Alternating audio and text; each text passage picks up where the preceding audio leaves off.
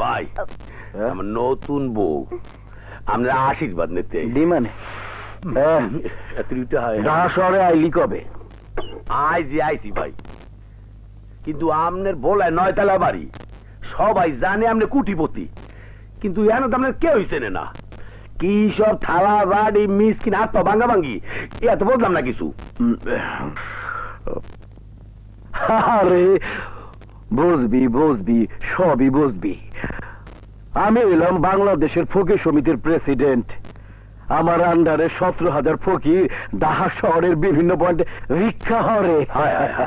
এতে আর কয় টাকা আছে? 17,000 ফকির দিনে 10 টাকা করে দিলেও 1,70,000 টাকা আসে। ওরে আল্লাহ, কিন্তু এত টাকা কামাইয়া আপনি এই সিরা কাপড় পরিয়ে রয়েছেন কে?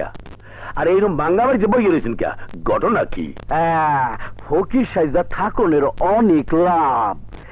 কামাইয়ের কোনো ইনকাম ট্যাক্স নাই, কোন মাস্টার চান্দাবাজি করতে আহে না, কোন গডফাদারের চান্দা দিতে হয় না, বুঝুস পুলিশের কোনো ঝামেলাই নাই, উল্টা পুলিশ কিছু দিয়া যায়।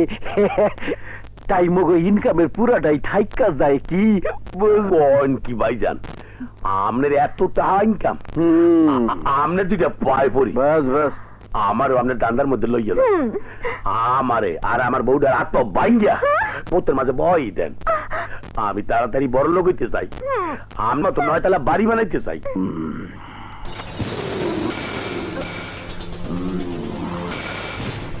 আমার আর গ্রামে যাওয়ার কোনো মুখ নাই, গরু চুরি করিয়া দাবার খাইয়া আইছি, সেটা করেন।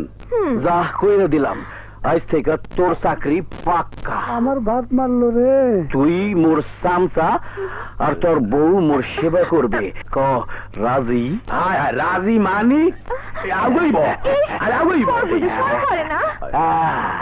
আমার আল্লাহ নবীজির নাম, আমার আল্লাহ নবীজির নাম বলে করে ঠাই, আমার আল্লাহ নবীজির নাম।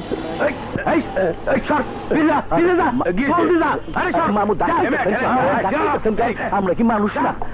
দেখোস না রোড পরিষ্কার করছি। মন্ত্রী মন্ত্রী সাহেব আইব দেখে আমগরে সইরা যাইতে হইব।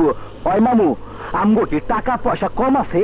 ওই ফকিরের বাচ্চা ফকির, তগো টাকা পয়সা থাকলে কি হইব? তগো তো ইজ্জত নাই। জানোস মন্ত্রী সাহেবের কত ইজ্জত? আমিরচান ভাই, পুলিশ ঠিকই কইছে, আমাকে কোনো ইজ্জত নাই। ইজ্জতের লেগেই তো গ্রামে 3 বার মেম্বারে খারাইছিলাম, কিন্তু ফেল করছি। বেশি কথা কইস না, ঠেলা দে। ঠেলা হলো বড় না, 2টা টাকা দিয়ে দান। না না না, আমি তোমার কোনো কথাই শুনতে চাই না। যেখান থেকে পারো যেভাবে পারো সমাবেশের জন্য 1000 লোক তোমার জোগাড় করতেই হবে। স্যার, লোক তো আমি জোগাড় করেছিলাম, কিন্তু অপোজিশন পার্টি সব লোক নিয়ে চলে গেছে। তুমি বুঝতে পারছো না, এবার সমাবেশের জন্য যদি লোক জোগাড় করতে না পারি তাহলে আমি নিঃস্ব হয়ে যাব। কিন্তু একদিনের মধ্যে এতগুলো লোক জোগাড় করা আমার পক্ষে কিছুতেই সম্ভব না। আমি তোমার কোনো কথা শুনতে চাই না, সমাবেশ আমাকে করতেই হবে। ভাইজান ধাক্কা দে। আসসালামু আলাইকুম। এই যা তো যা, ভাগ। এই নেতার গায়ে ময়লা লাগবে, যা যা। ওইরকম হরেন কা, একটা কথা কইতে চাইছিলাম। এই ফকিরের বাচ্চা ফকির, তোর সাথে আবার কিসের কথা? মিয়া ভাই চুপ। দমক দেন কা, মাথা গরম করেন না। আমরা আপনার ব্যাপক কথা শুনছি, কাইল আপনার সমাবেশে লোক লাগবে। তাই কতজন লাগবে? তুই তুই লোক দিবি কোত্থেকে? হে আদি আমনের কাম কি? লোক দেখতে টাকা দেবেন। কতজন লোক দিতে পারবি? ধরেন 1000-500। লোকের পরনে ফকিরের পোশাক থাকলে তো চলবে না। এক এক ড্রেসের রেট এক এক রকম। ধর স্যুট পরা লোকের রেট বেশি, মধ্যবিত্তদের বাজার দর, আর বাংসুর পার্টি রেট আলাদা। আপনি কোনটা নেবেন হেইয়া কন? যদি মধ্যবিত্ত লোক 5000 আনতে পারো তাহলে 5 লাখ পাবে। হেই হইবে না, পার হেড 300টা হইলে চেষ্টা করতে পারি। কি করলেন কি? লংটা সেরিয়ে লাগবে। এত লোক পাবি কই? কে? আমাদের 17,000 ফকির আছে, কোন কামের লেগিয়া? কিন্তু জামা কাপড় বঙ্গবাজারে 100 টাকা দিলে কোট প্যান্ট পাওয়া যায়। 5000 লোকের লাগবে 5 লাখ, আর হাতে থাকবে আরো 10 লাখ। বালাই সার, এই তুই মরে বসে দি। এই ফকিরের বাচ্চা ফকির, তুই না পঙ্গু? দাঁড়িয়ে গেলি কিভাবে? দেশের ব্যাপক মাইনসে তো পঙ্গু সলম দইরা থাকে। আপনি নেতা, আপনিও সলম দইরা আছেন। তা না হইলে 17,000 ফকিরের নেতা হইতে পারতাম না। নেতা রেট ঠিক থাকলে কন, বিকালের মধ্যে লোকজন জোগাড় করি, টাকা কিন্তু ক্যাশ লাগবো, নাইলে কিন্তু আপনার হাতে বাটি ধরে দিমু। তুমি কি আমাকে বিশ্বাস করো না? আমি নেতা ইলিয়াস। আরে কেমনে করি? আপনাকে মতো নেতাকে বিশ্বাস নাই। ইলেকশনের আগে কোন এক কথা, পরে কোন আরেক কথা। না না, ঠিক আছে ঠিক আছে, তুমি লোক ডাকো আর আমি টাকা নিয়ে তৈরি থাকবো। কখন কোন জায়গায় যাইতে হইব সেইটা কম। আগামীকাল সকালে রমনা চত্বরে। এইটা রাখেন। বাবা, ফকির হাতে দামি মোবাইল। হ্যাঁ বল। ওয়ালাইকুম আসসালাম। শোন, কাল সকালে গাবতলী, সায়দাবাদ, মিরপুর সদরঘাট থেকে 5,000 লোক লয়ে আইতে হইব। ঠিক আছে, রাখি। আচ্ছা, কনফার্ম। থামুন থামুন আপনারা, ভাই সব। আমি আজ অত্যন্ত আনন্দিত যে আমার আজকের এই জনসভায় আপনারা স্বতঃস্ফূর্ত ভাবে সাড়া দিয়েছেন, এখানে হাজির হয়েছেন। আপনাদের এই বিপুল জনসমাগম প্রমাণ করে যে আমার প্রতি আপনাদের ভালোবাসা ও সমর্থন এখনো বিদ্যমান।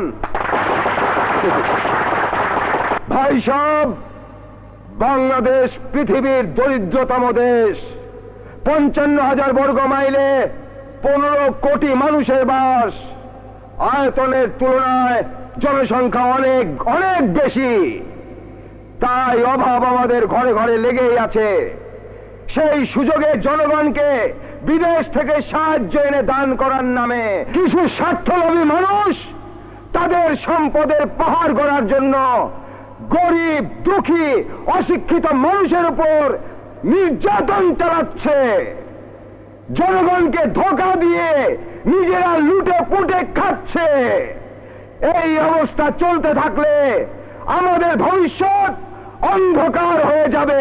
একটা অনুরোধ করব, খাদ্য, বস্ত্র, বাসস্থানের জন্য কারো কাছে হাত না পেতে নিজেরা স্বাবলম্বী হওয়ার চেষ্টা করুন। যারা আপনাদের নির্বাচনের সময় ওয়াদা করে প্রতিশ্রুতি দেয়, সেটা নির্বাচন পর্যন্ত সীমাবদ্ধ থাকে। জয়ী হওয়ার পর নেতাদের দেওয়া ওয়াদা তারা পূরণ করার সময় পান না। জনগণ তাদের অধিকার থেকে বঞ্চিত হন। আল্লাহ, তুমি বানাইছো সবারে সুন্দর, আমরাই নষ্টের মূল। কিন্তু আমি আপনাদের কথা দিচ্ছি, আমি নির্বাচনে জয়ী হতে পারলে আপনারা কেউ বঞ্চিত হবেন না। আমার জীবন দিয়ে হলেও আপনাদের দাবি আদায় আমি করবই। আমার ভাই, তোমার ভাই, চরিত্র, আমার ভাই, তোমার ভাই, নেতাই ছেড়ে পাস। শরাফত, দেন একটা আইসক্রিম। টাকা কামান দিয়া কথা, কেমনে কামাইলাম সেটা কোনো ব্যাপারই না। যে শহরে যেই ভাও, অন্যের মাথায় টুপি পরা খালি মাল কামাও। তোর কামে আমি খুব খুশি হইছি। তোর মাথায় গিলু আছে, নতুন ধান্দা ভালোই জমাইছ। কিন্তু ভাই, নেতা তো মাল অর্ধেক দিছে, অর্ধেক এখনো বাকি। আমার তো সন্দেহ লাগতে আছে। সন্দেহের কোনো কারণ নাই। যেই লোক নিয়ে নেতা জনসভা করতেছে, মাল পুরোটা বুঝা না পাইলে ওই লোক দিয়াই নেতারে জাতা দিয়া আজিমপুরে পাঠাইয়া দিব। ভাইজান, আমনের দোয়া যদি পাই, তা এবার গ্রামে গিয়া দেখেন ঠিকই মেম্বার হয়ে যাবো। বানায় দিব নে, ডাক্তার বাড়াই। ঠিক আছে, দে। আনেন, আসুন। আরে জুতোটা খুলে আন তো ভাই, আন। এই যে ওস্তাদ বয়ে রয়েছে, কথা বলেন। আসসালামু আলাইকুম আমির চান ভাই। ভালো আছেন? ওয়ালাইকুম আসসালাম। মাল আনছেন? আমির চান ভাই, আপনি যে তেলেসমাতি দেখিয়েছেন, আপনার লোক নিয়ে সমাবেশ করে আমার নমিনেশন ফাইনাল হয়ে গেছে। দলের চেয়ারম্যান আমার প্রতি খুব খুশি। আপনি আমার বাপের কাজ করেছেন। দাও দাও। নেন। আপনার বাকি পাওনা বুঝে নিন। জি, এই দিন। এই দেখে মন মতো হইছে, আয়।